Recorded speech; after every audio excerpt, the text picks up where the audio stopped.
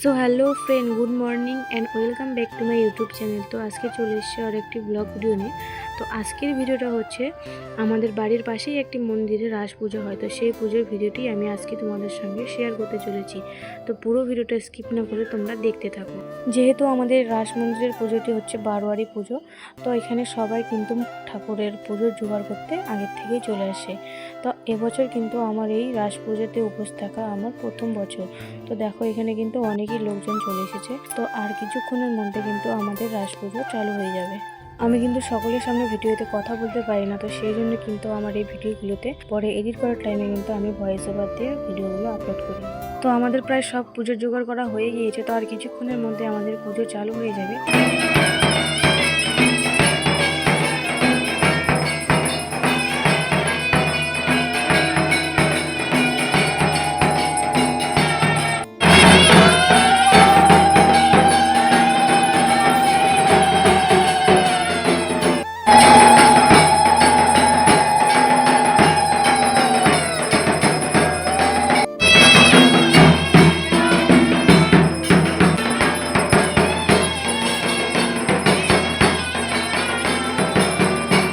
তো ফাইনালি আমাদের কিন্তু রাস পুজো কমপ্লিট। তো এখন সবাইকে প্রসাদ বিতরণ করে আমরা প্রসাদ গ্রহণ করে তারপর আমরা চলে যাব বাড়ি। প্রতি বছরের মতো কিন্তু এবছরও রাস পুজোর কমিটির সদস্যদের তরফ থেকে এক রাতের জন্য অর্কেস্ট্রা অনুষ্ঠানের আয়োজন করা হয়।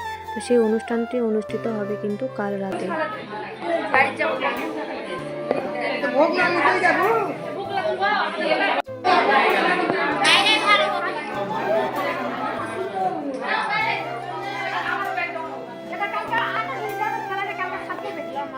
ওটাই বাইরে ভালো আর ঠাকুরের সামনে না একটু বাড়াই ভালো।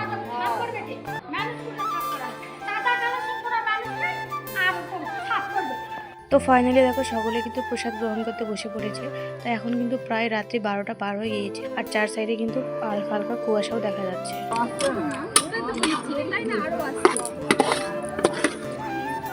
সকলের খাওয়া দাওয়া কমপ্লিট হয়ে গেলে আমরা কিন্তু খেতে বসেছি। প্রথমে খেয়েছি গোলাপ প্রসাদ ও ফলমূল, তারপরে খেয়ে নিয়েছি খিচুড়ি।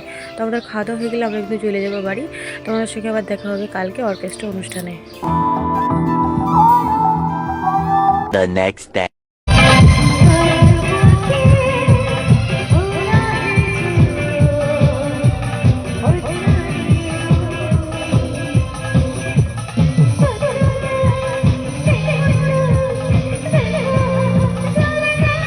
তো ফাইনালি আজকে আমাদের এই অর্কেস্ট্রা অনুষ্ঠানটি চালু হয়ে গিয়েছে। তো তোমাদেরকে এই অর্কেস্ট্রা অনুষ্ঠানটি কেমন লাগলো সেটা কিন্তু আমাকে অবশ্যই কমেন্টে জানিও।